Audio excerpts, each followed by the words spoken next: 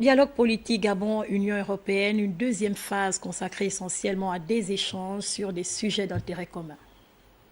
Ce traditionnel dialogue politique qui confirme la vitalité de la coopération entre l'Union européenne et le Gabon, le Premier ministre, le professeur Daniel Ondandok, entouré de plusieurs membres du gouvernement concernés par les différents sujets à l'ordre du jour, a décliné dès l'entame les enjeux des échanges. Ces rencontres de travail sont l'occasion pour nous non seulement de mieux expliquer le sens des actions que nous entreprenons, mais également et surtout de porter une meilleure attention aux interrogations que nos partenaires privilégiés que vous êtes formulées relativement aux orientations de nos différentes politiques. C'est tout le sens que le président de la République, chef de l'État, son Excellence Ali Bongo Ondimba, confère à la bonne tenue des relations entre le Gabon et l'Union européenne et au dynamisme de notre partenariat mutuellement bénéfique. Pour les représentants résidents de l'Union européenne au Gabon, ce partenariat doit être plus attractif afin d'atteindre des objectifs communs. L'Union européenne continue extrêmement déterminée à renforcer son partenariat avec le Gabon. Nous sommes tous conscients du potentiel que ce pays a dans la région et sur le continent.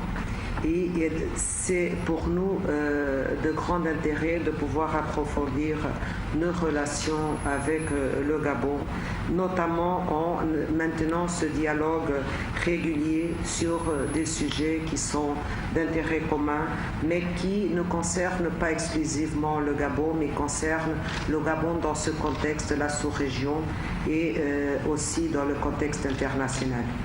6 points importants ont constitué la plateforme de cette rencontre, entre autres la situation intérieure du Gabon, les questions économiques et financières, droits de l'homme et justice, coopération Union européenne-Gabon et les questions consulaires et celles relatives à la sous-région de l'Afrique centrale.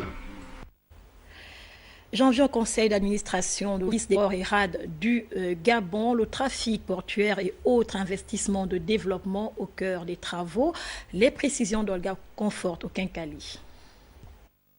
Afin de coller avec les exigences de l'orthodoxie de la gestion des finances privées, il est donc impérieux pour les employés, au-delà du caractère traditionnel de cet exercice, de connaître l'état de santé financière de l'outil de production mis à leur disposition, le cas de l'Office des ports et rades du Gabon au Prague. C'est ainsi que le président du conseil d'administration, outre attirer l'attention des administrateurs sur l'esprit de synthèse et de sagacité dont ils devraient faire montre dans l'appréciation des comptes de l'exercice 2014, a également partagé avec ces derniers une sagesse africaine. Un adage de la sagesse africaine dit exactement ceci. Si tu te querelles avec le coq au village et avec la perdrix en forêt, comment feras-tu pour savoir s'il fait jour ou s'il fait nuit?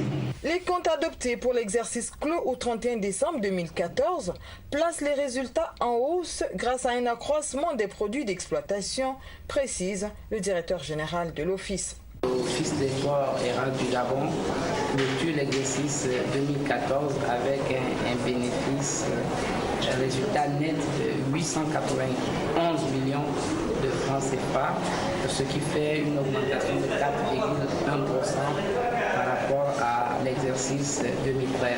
Ce résultat est dû en partie et surtout à l'accroissement de nos produits d'exploitation qui passe de 15 milliards à 17 milliards. Après l'analyse des données du trafic portuaire, la connaissance du rapport de compte et l'exposé du directeur général, l'une des innovations apportées sur la création d'un service en charge des affaires juridiques et de la régulation.